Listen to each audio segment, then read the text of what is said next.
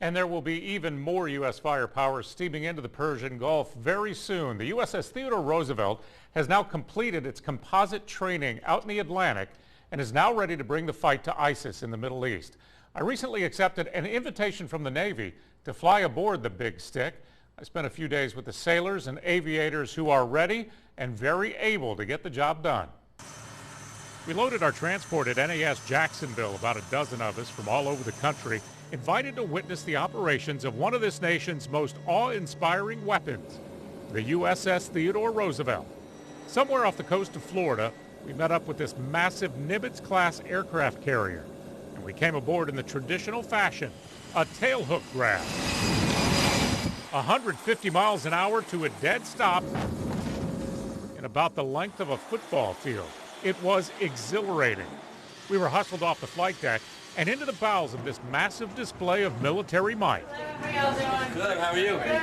I was immediately taken by how much technology is crammed into this giant warship. They call it a floating airport. It's really not a floating airport. It's a floating hangar. And it turns into an airport for a very short period of time. And it's that short period of time that overwhelms the senses.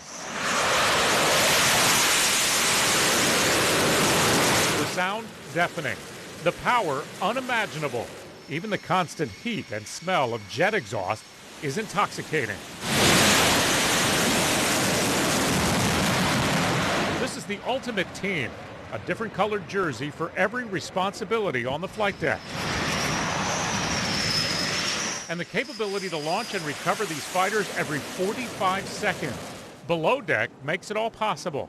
From an enormous hangar where these battle machines are maintained, repaired, and stored, to ordnance magazines deep within the belly of this beast. All these holes are to be able to fasten chains to tie weapons down. Millions and millions of dollars of missiles ready to strike.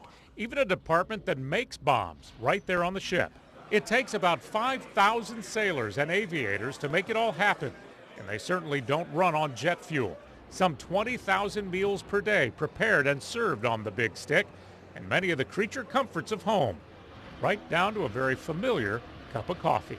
They come from all over the country, these men and women who defend our freedom and make this nuclear-powered city tick.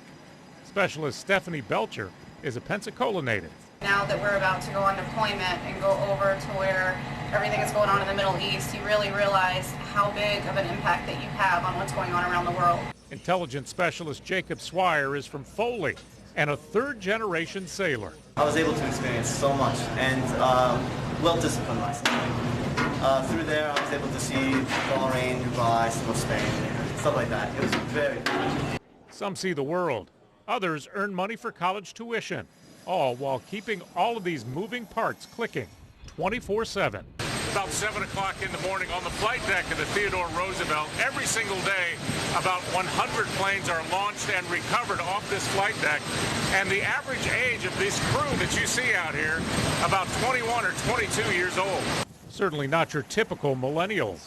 In fact, the sailor actually driving this carrier, she's 19 years old. This is the military. The folks in charge run a very tight ship. And as our weekend aboard the Big Stick was drawing to a close, we knew the crescendo of this trip was still ahead.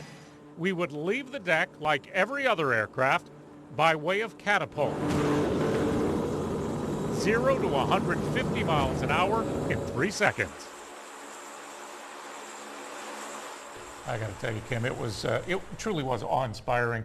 You get a good feel for what the military is doing out there, and we once again are in very, very good hands.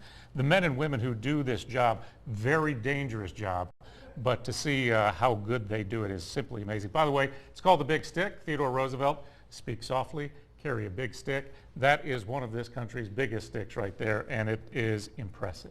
And you wouldn't think they'd be so young, but yet they're so professional and they're dedicated, and that's just amazing, willing to fight for our country as well. It is the military, and they are supposed to do a job, and they do it, and they all do it so well. Nuclear reactor on board that thing. It's pretty amazing stuff. Well, some more regional